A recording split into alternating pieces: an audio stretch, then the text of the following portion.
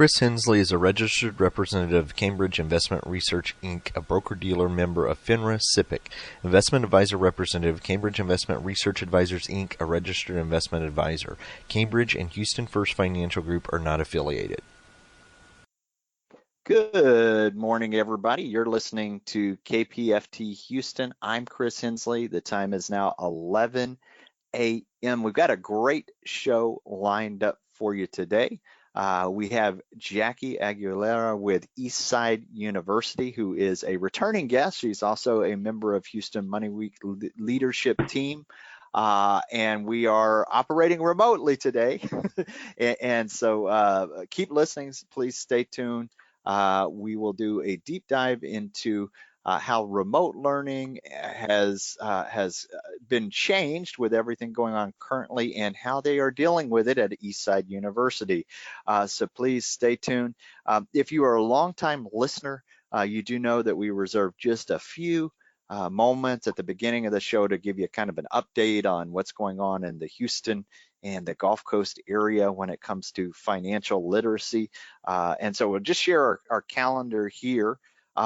Because of COVID-19, I'm actually doing the show from my home instead of KPFT right now. And so an update with KPFT, currently there are only paid staff members running KPFT, which is going to be Rourke from Wide Open Spaces and maybe a handful of others. But since we are a nonprofit, you know that most of the people at KPFT are volunteers, and so as part of the stay-home order, we're not doing this show from there. As a workaround, we're recording remotely and sending in our audio files for the HD3 side and even on the FM side as well.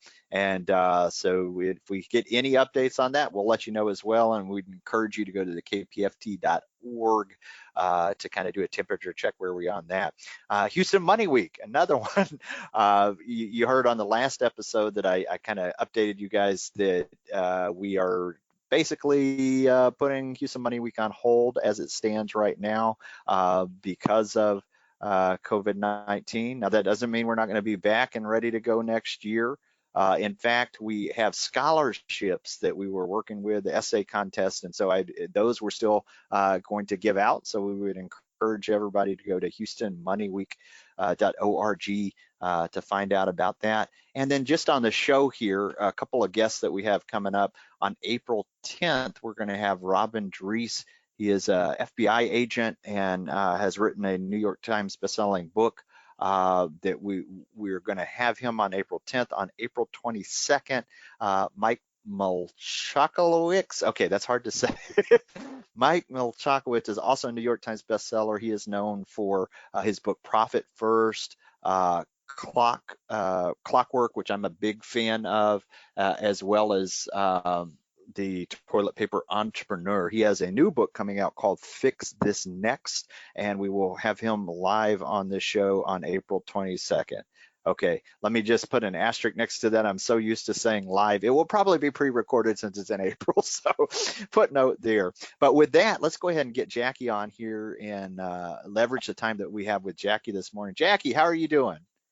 Hey, Chris, we are doing well in this new age of digital learning and digital transition. So making the most, if you will, of a challenging situation and creating opportunities.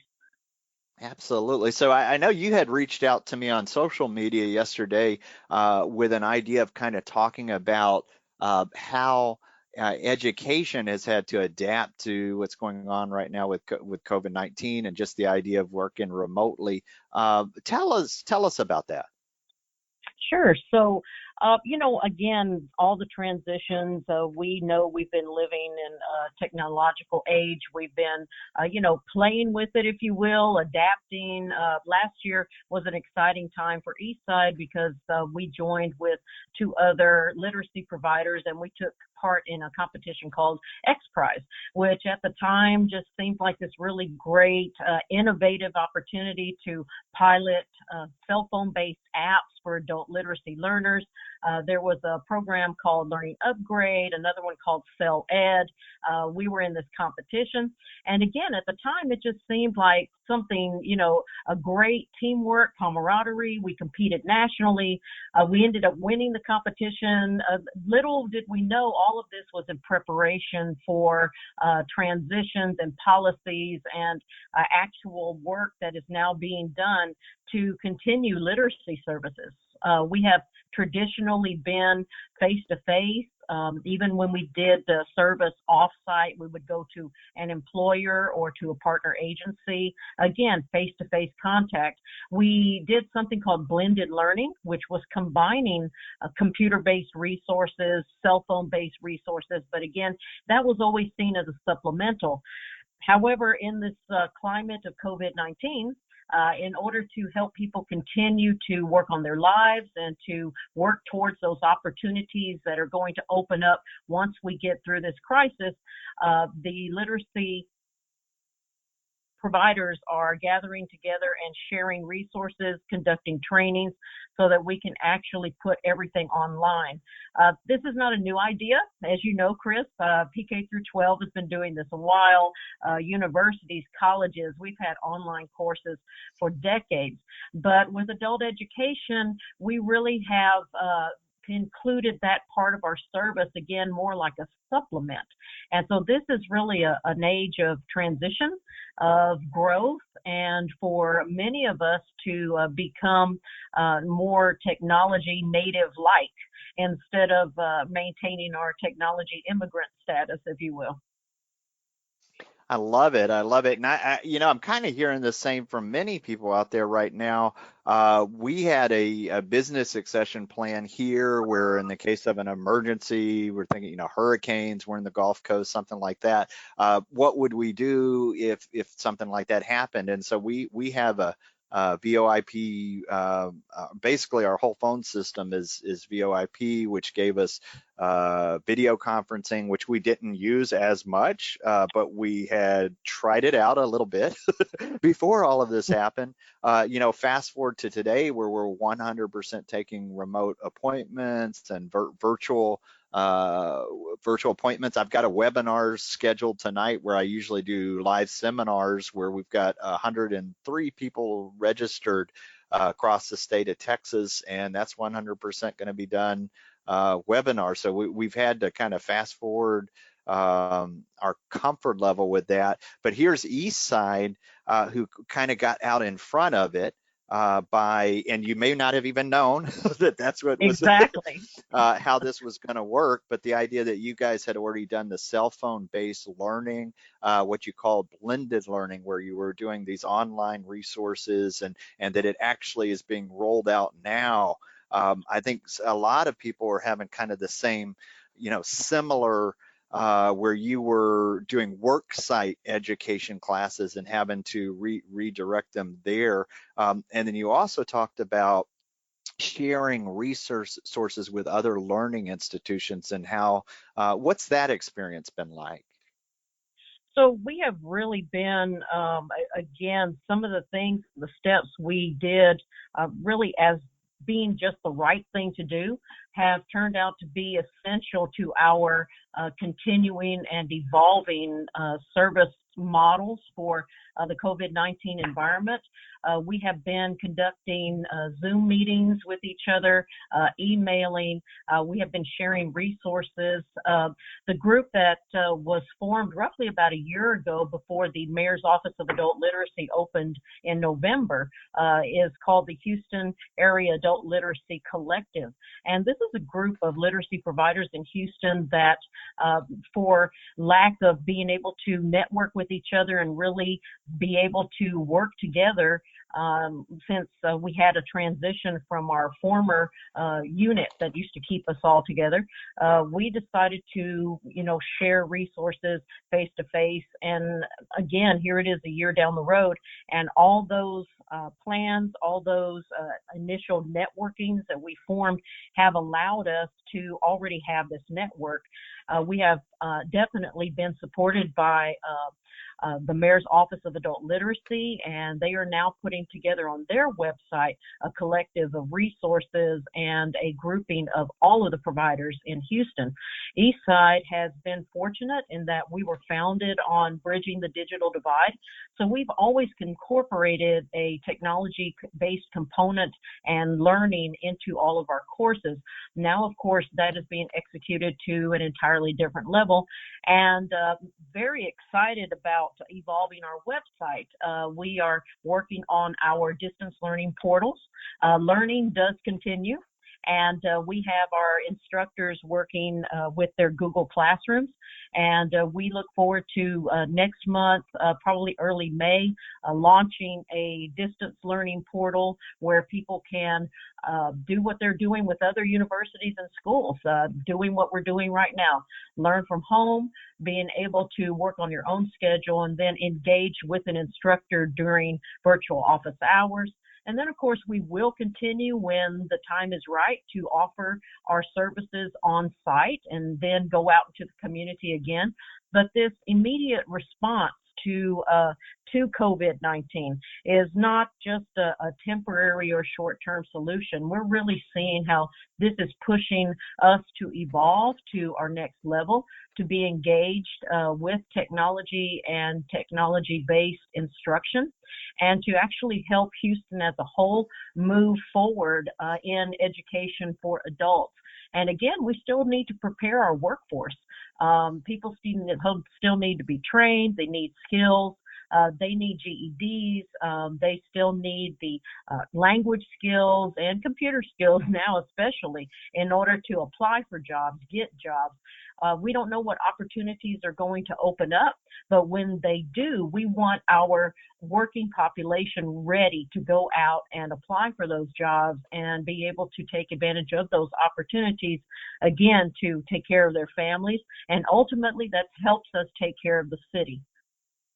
So I love it. You mentioned quite a few things there that are worth going back to for a moment, because you talked about, I'm real big on networks and the idea that there was some transition as to what the adult learning community was, and that this new face, the Houston Area Adult Learning Collective was it collective, is that right? Yes, that is correct.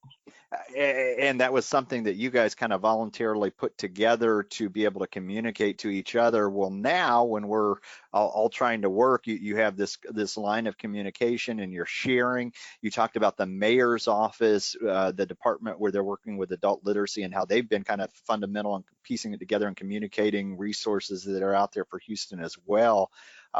Bridging the digital divide there has already kind of been part of your mission with EastSide University. I think a lot of companies, organizations, schools are finding out that this is kind of a way to accelerate that, where we might have had it on the side before, or maybe it even was a crucial part of it, but now it's if we don't accelerate it, then we won't be able to communicate. We won't be able to do those things like you mentioned, the Google Classrooms, being able to prepare people for working. That's another thing that you do there at EastSide University, getting people prepared for jobs, finishing their GED. I know right now it's really looking like we're in a recession or at the beginning of recession, and we know some information you had shared with a webinar that you attended yesterday about what a recession possibly could look like in Houston. And so being in front of that, you guys have been on the forefront of helping people train to get skilled when those jobs are available, or even going out there. And what other things do you guys do along the line of job prep? Can you share that with us? Sure. Well, again, all the skills that you need from the basics of high school equivalency certification, but then, of course, having the language of work. Not only do we offer language classes, both in English and Spanish, but the context of our classes is on the job language use. So things that you need, vocabulary that you need, communication resources you need in order to be successful and a good team member of an employer. And working with the workforce, a lot of things that we've done is employability skills or those people skills. We used to call them soft skills, and a lot of times those are the hardest skills.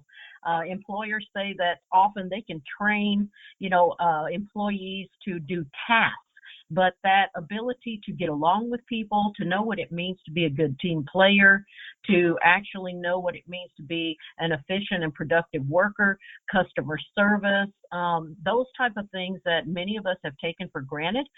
A lot of people, either through life circumstances or just lack of experience, just don't have. And that's one of the pieces that we have been working on. We partnered with Houston Community College at the beginning of this year to supplement their welding student classes with employability skills classes. And using red and black, what I had learned about life when my husband was fired, I've been working with them, and we've developed an entire curriculum that is just about employability skills. And one of the things that's come out of that is a series that will be launched in partnership with the Greater Houston Partnership to help employers share those skills that workers need in order to be successful team players. One of the things that's coming out, Chris, is not only the need for skills and the continued need for education, but we talk about that digital divide and the disparity between people who have and don't have access to computer resources or the skills to use their phone in order to learn. And there's a great need. Adult education providers across the board are looking for opportunities, financial support, donations in order to help their students continue to learn. HISD did an awesome thing recently and helped parents access computers for their children at home. This is something that if we could do on a level for adult literacy providers, for our students who don't happen to have technology at home or don't have a cell phone that can actually perform on a level of smartphone function so they can study. These are the new needs that are coming in, as well as continuing to support those programs. The cost of the programs continue. Even though we're not on site, we still have staff and we still have a lot of functions going on. And so looking at things a little differently to continue support so that we can continue offering the services we do, which now more than ever include digital literacy and technology-based skills. I love that you said new needs, because it is something that we've done shows in the past about automation, and so many jobs are kind of getting replaced with technology, and what that does is there's an opportunity for different skills, but this is right in our face now because we were talking about this coming thing. Well, right now the people that are working are the ones that are working remotely, and so that is I like the word new needs because it's something that we're seeing right now. You talked about these partnerships with Greater Houston. You mentioned Red and Black, who I know from Houston Money Week. And if listeners aren't familiar with them, they're fantastic. But you also talked about what you guys are doing with HCC, the welding students, the employment skills that people are being trained with, the on-the-job language, what we used to call soft skills, but these are the things that are important now. Let's kind of pivot just a moment. We've got some time, and since you mentioned Red and Black, that reminded me of Houston Money Week. You are also on the Houston Money Week leadership team. Give us kind of an update of where we are. I kind of mentioned that earlier, but what can you tell us about Houston Money Week right now? Well, finances are more important than ever, as we can see the need for being able to manage your money, manage your finances, especially when you are in a state of uncertainty. Many people are being furloughed or they're being laid off. Some have extended stays at home, and so trying to manage those finances has become an entirely different scope. With Houston Money Week, we are still focused on education. We are still determined to get people the resources that they need, and again, transition to this new digital-based forum. We are working on, of course, transitioning and continuing Houston Money Week itself as soon as the restrictions are lifted. But we are currently looking at what online options can we offer through the Houston Money Week website. What can we offer and share? I'm working with some of the Houston Money Week partners. We're trying to put together a series of online presentations. I'm calling it a virtual learning experience here, where we can book 30-minute sessions throughout a day with different topics, so people can still get that interaction. We were supposed to be launching Houston Money Week. As you know, we're right at the door. And so instead of losing any of that momentum, trying to see how we can capitalize it and get with some of the partners who are ready to present either online or via video. And that way we can still provide resources and kind of keep the spirit, if you will, of Houston Money Week. We are definitely still here and ready for transitions. And again, just looking forward to how we are going to meet our goals and continue serving the community in new ways.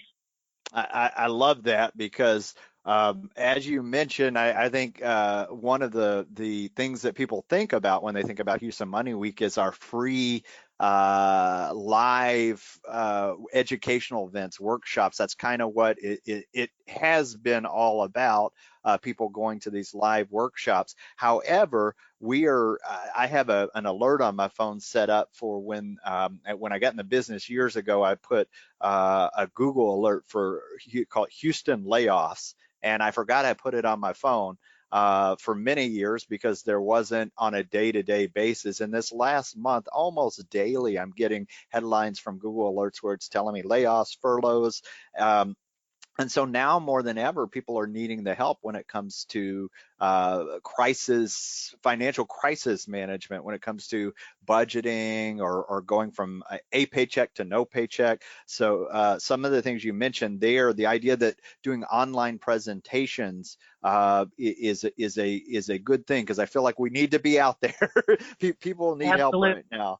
So I'd love to hear that, and we will, on the show, we will keep listeners up to date with how that rolls out, because we're so used to April is kind of like we're there, it's April 1st today.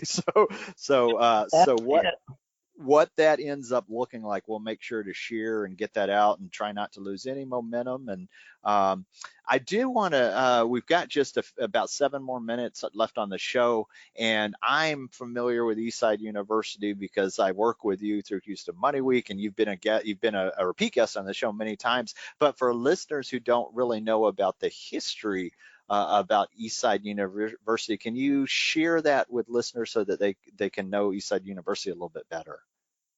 Of course. EastSide University is at the heart of Houston's 3rd Ward, which has traditionally been one of the most economically and yet diverse areas. If you think of desert, it's been every kind of desert, retail, financial, food, opportunity. However, with the changes that are going on and the evolution, especially of our universities in our area, the community is growing, and with that, the need grows. When you think about EastSide University, there are 3 words that I hope you keep in mind. That is read, learn, and earn. You must have the ability to not only read, but comprehend what you read in order to be able to grasp concepts and in order to be able to not only help yourself, but then help your family and your children. Of course, reading leads to learning. And that involves basic needs, basic life skills, but then any type of training that you need in order to go to your next step. That could be communicating with teachers, that could be helping raise your child, helping them to read, helping them with homework, but it also means skills that you need to get living wage jobs that you can support your family with. And of course, that envelops the earn potential, earning that ability to be able to take care of your family, to not have to work several low-paying jobs, but actually have a job that can help support you and give you time to be with your family. EastSide University is about building people, providing them the tools that they need so that they can enrich themselves, which in turn enriches their families, which in turn enriches our Houston community. Houston revolves around its workforce and its ability to produce. And we need to have literate, trained, skilled workers out there to help contribute to Houston's growth and the opportunity that's going to happen. I know we are in a challenging situation, in a crisis, but we also need to still look to our future.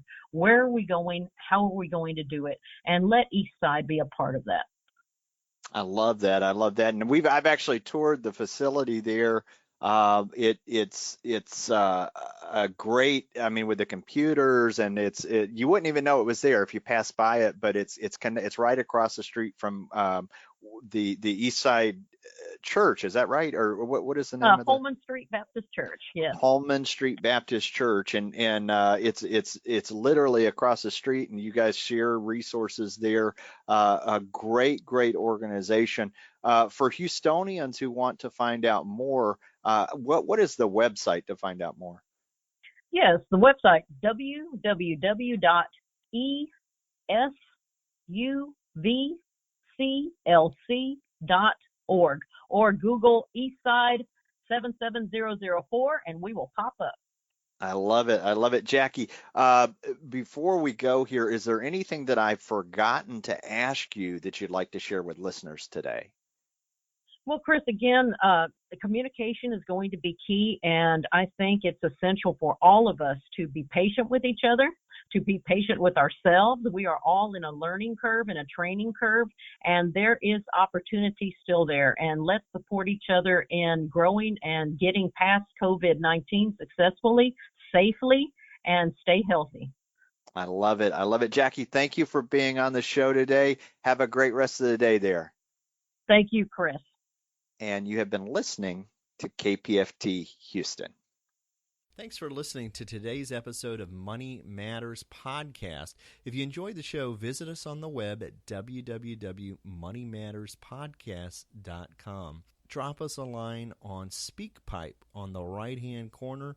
It will receive any voicemails, questions, thoughts, concerns that you have about the show. In addition to this, we recently launched a Patreon campaign. Click on the Donate Now tab to hit the tip jar and find out what Patreon's campaign is all about.